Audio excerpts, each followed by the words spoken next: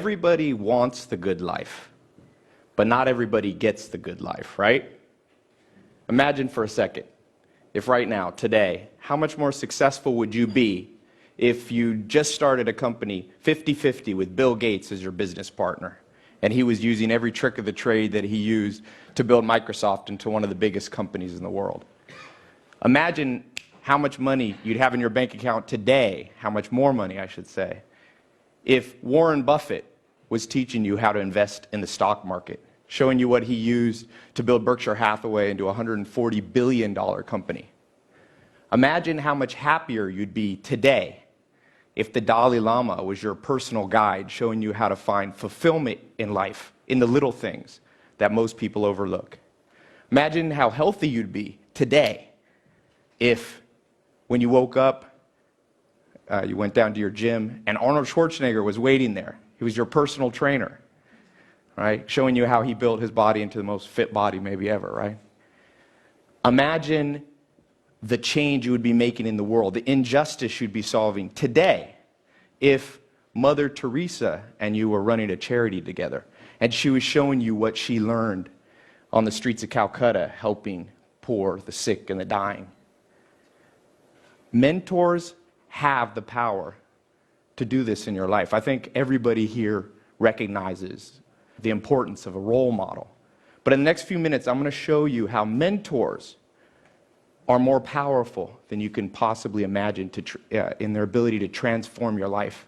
It's interesting that I'm here in Luxembourg because my grandmother was born not too far from here in Berlin, Germany.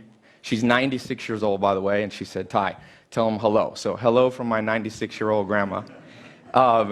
She said there was a role model, a mentor that I had when I was a little girl. She was born in 1918 in Berlin, and she said, we had a renter in our house, Edith Knox, who was a famous piano player from California in the 1920s. And she said, "Tai, this woman made such an impression on me." She rented a room for a summer, and she said, Edith Knox wore pants. My grandma said, I'd never seen a woman wear pants. Apparently in Germany in the 20s, no women wore pants. And not just regular pants, she had an orange jumpsuit on. And then she'd play the piano, and Edith Knox every hour would stand on her head for exercise. And my grandma was like 7, and she said, "Tai, I thought, if that's how women are in California, one day I'm going to move to California." And sure enough, she ended up in California. That's the story, part of the story of how my family ended up in California. And I'm from California. I flew here. Took 20 hours to get here. And I'm from Hollywood specifically.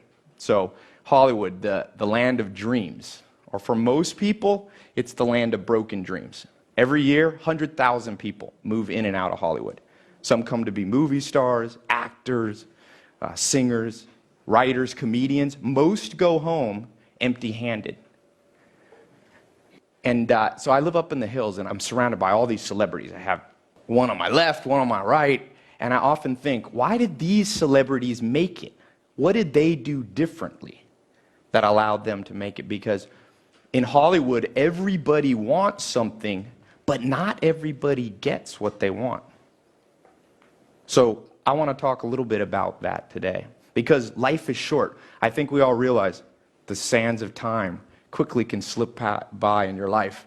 And you don't want to be old when you finally get the good life, or too old, right? It's like the Dutch saying, we're too soon old, too late smart. Steve Jobs said, I didn't want to be the richest man in the graveyard.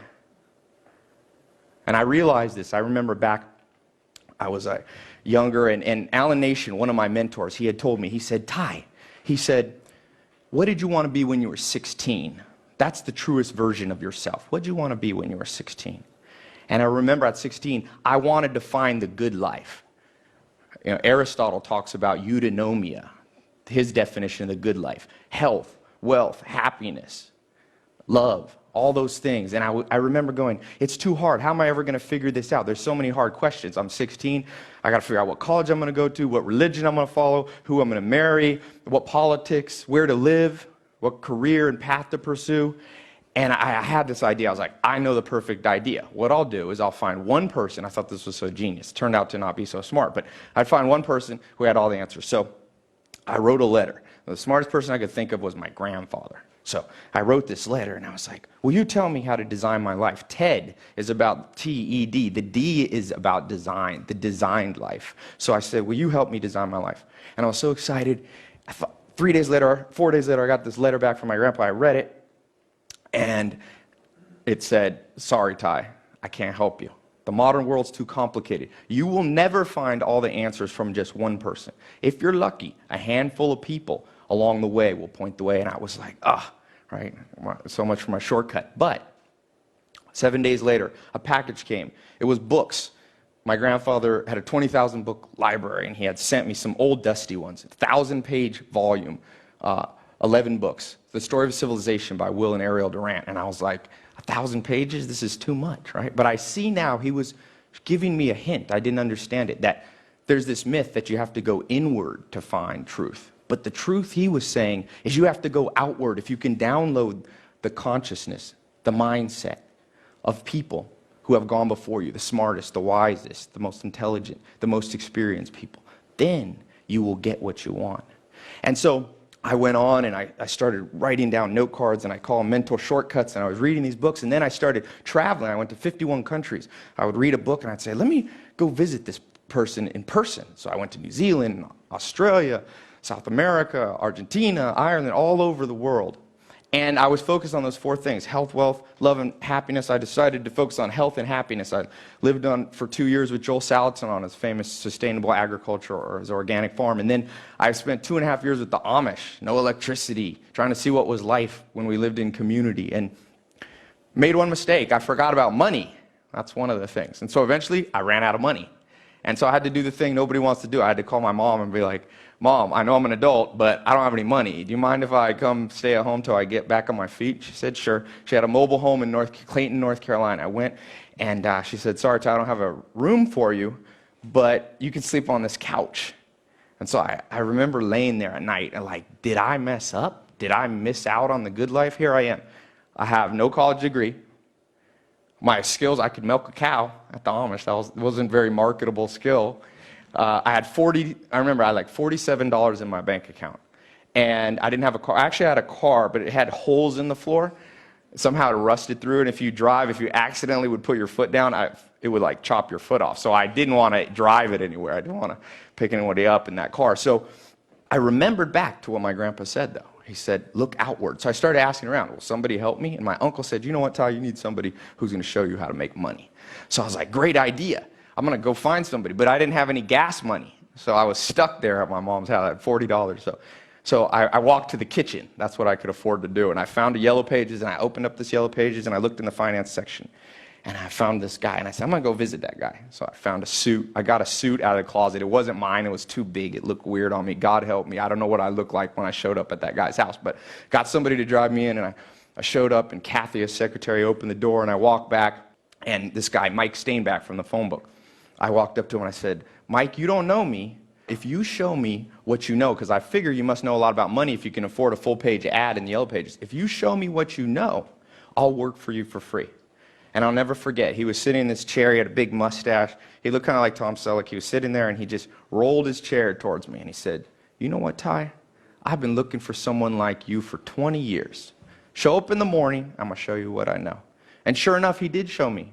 And he began to mentor me on business. And now I'm an entrepreneur, I'm an investor. But I've continued on that path, traveling, finding mentors, reading. I read a book a day. I have a little book club I write. And what I found in my research is that I wasn't the abnormal path. Mentors, your ability to copy, is the biggest predictor of the success that you will have in life. As Picasso said, good artists copy, but great artists steal, right? And I looked around, and it's interesting. Did you know Albert Einstein had a mentor? Every Thursday, he would have lunch with the mentor growing up. Jay-Z, the rapper, he had a mentor. Oprah Winfrey said she had 2 mentors. Gandhi had a mentor. Alexander the Great had Aristotle. Bill Gates had Paul Allen. Warren Buffett had Benjamin Graham. There's something here that most of us have missed out on. So I want to share with you some things that I found, some specifics that you can do with mentors. The first thing, the first rule is I call them the mentor rules. It's the law of 33%. You should divide up your life and spend 33% of your time around people lower than you. You can mentor them, you can help them, and they'll help you back by making you feel good about yourself, right? It's good to know somebody's doing worse than you, right? That's that 30%. Then you have 33% of people that are on your level. These become your friends, your peers. But the last 33% is what most people forget about. Those are people 10, 20 years ahead of you. They'll make you feel a little bit uncomfortable, but that's what you want. And then remember, you don't want to make the mistake most people make with mentors, finding somebody just a little bit better than them. You don't want to be the blind leading the blind. So I call it the 10x rule. Find somebody 10 times further ahead than you. If you want to learn how to grow a $1 million company, you have to find somebody who has a $10 million company. Don't be afraid to go to the top. In-person mentors are amazing, and you can get people like Warren Buffett, Bill Gates. You'd be surprised. My friend heard a talk, Frank, he's a director in Hollywood, and he's like, Tai, you're not going to believe this. I heard your talk, and I emailed some people, and Elon Musk, the founder of PayPal, the only man to own 3 companies worth $1 billion, he wrote me back, and I had lunch with him. You'd be surprised. People remember, because people remember their struggle, and they'll reach out and help you too. Remember, everybody wants the good life, but not everybody's willing to follow these rules. You must follow these rules. Next, humility. One of my favorite stories in business. Sam Walton, he becomes the richest man in America. He starts Walmart, this big empire, and he takes a trip to Brazil, to Sao Paulo. And when he's there, at Sao Paulo, his host family, his friends, get a call from the police department. They're like, come bail out Sam Walton. He's in jail. By this time, he's an older guy, billionaire. They rush down. If you've ever seen the inside of a Brazilian jail cell, it's not a good place for a 70 or 60-year-old billionaire, right? And they ask the police, are you crazy? Are you arresting him? They're like, we didn't know who he was, and we found him crawling around the floors of stores. And they asked Sam Walton, what are you doing? And he's like, oh, I was just taking a tape measure and measuring how wide the aisles were, because I was trying to figure out if these Brazilians knew something that I didn't know. Already a billionaire. You'd think he'd be cocky. You see, everybody wants the good life, but not everybody's willing to be humble like Sam Walton was. You have to be humble. Next, perseverance. The media has tricked us. They only show us the success at the end, but Bill Gates started at 12. It wasn't until 31 years old that he was a billionaire. He said from age 20 to age 30, I never took a day off, not even one. You must persevere, and in your search for mentors, you must persevere as well. I've been lucky enough to become friends with one of the top real estate investors in the world. I said, how in the world did you get started? He said, back when I was 19, I decided I wanted to do real estate. And I lived in a little town, but I knew there was one developer that was pretty good. So I went down to that developer's office. I met the secretary. I said, I'd like to meet this developer. She said, sorry, he's a busy man. He didn't have time to meet you. I said, I came back the next day. She turned me away. 17 times. He said on the 17th time, the lady felt bad for him and said, listen, here's what you do. Hide behind the plant by the elevator. When he comes out of his office at the end of the day, jump in the elevator and he won't have a choice. The doors will close. And you got 4 floors to convince this guy that you're worth, talking to. I don't know what my friend said, but he said enough that when they got to the bottom of that elevator, that developer said, meet me at the airport in the morning. Well, I'll go down in my private jet. You can come down with me to Florida. I'll show you how I invested in hotels down there. Sure enough, my friend learned from this mentor and became one of the wealthiest real estate investors in the world. He persevered because, you see, everybody wants the good life, but not everybody's willing to persevere to get it. You must persevere. Next, books. Books you should see as hidden treasure. Think about it. If I told you, because as I said, mentors are great in person, but some of the great mentors are no longer alive. Shakespeare, Freud, Mahatma Gandhi. But if I told you all those people were in my house, they're going to be there this Saturday answering questions, magically I can make that happen. Would you show up at my house? Of course everybody would buy a plane ticket and end up in California. They are there in my house. They're in my library. They can be in your library too. Talking about Sam Walton. This is a man who made $160 billion for himself. More than all the other billionaires basically combined. He wrote a book on his deathbed. How many people have read it? It's a tragedy that not every business person's read a $5 book by a man who built an empire. But it's because the modern education system has turned people off from books. You've got to rewire your brain. Let me show you a few quick tricks. First thing is stop seeing a book like a one-time event. See a book like a friend. You read it over and over. You come back, and just like Friends, you pick a handful of them. I recommend you find 150 books. There's 130 million. Can't read that many, but 150 you can read over and over for the rest of your life. There's no rule either at how fast you have to read them, at what pace. I set my own pace. People say, how do you read a book a day? Sometimes I take a week. But sometimes books only have one or two things that are worth reading. In fact, most books only have that. So I'll flip through the pages one time. I like to go through 3 times. First time I read the table of contents, the back. The second time, go a little faster. The third time, I just focus on one chapter. See yourself like a gold miner, just looking for that one nugget. Then put it back on the shelf. The average American buys 17 books a year, maybe reads 1 a month. You should read at least 1 book a week. Because remember, everybody wants the good life, but not everybody's willing to read to get it. You must read more. And lastly, Stoic versus Epicurean. One of the first books that I read, this 11-set volume that I got from my grandfather, there was a quote that I wrote down. A nation is born Stoic and dies Epicurean. Stoics were people willing to sacrifice present pleasure for something better later. You could say they were investors. Epicureans lived for now. They were consumers. They said you only live once. There's a saying, if you're in a room and you don't know who the sucker is, you're the sucker. You never want to be the sucker. Guess what the media wants to do? I could tell you, I'm from Hollywood. They bombard you. We see on average 2,000 ads a day. They're trying to sell you something. Luxury comes at a cost. It comes at the cost of killing your hopes, your dreams, your ambitions. So toughen up a little bit. Be a Stoic. When's the last time you went a week without eating sugar? Or walked instead of taking a car to get groceries? Or did 100 push-ups? Or turned the air conditioning off? Toughen yourself up. Take a cold shower.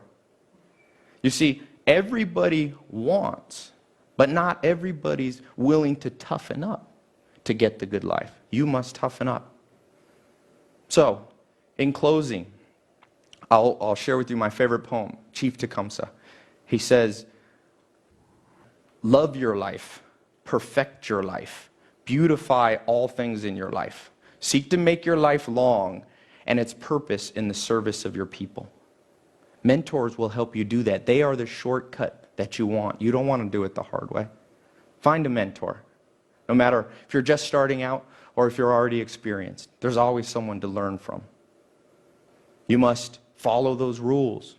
Be humble. Persevere. Read more. Toughen up. Remember, it's going to be a little bit hard. It's like Tom Hanks says in the one movie. It's supposed to be hard. The hard is what makes it great. If you do these things, you will find the good life. Thank you.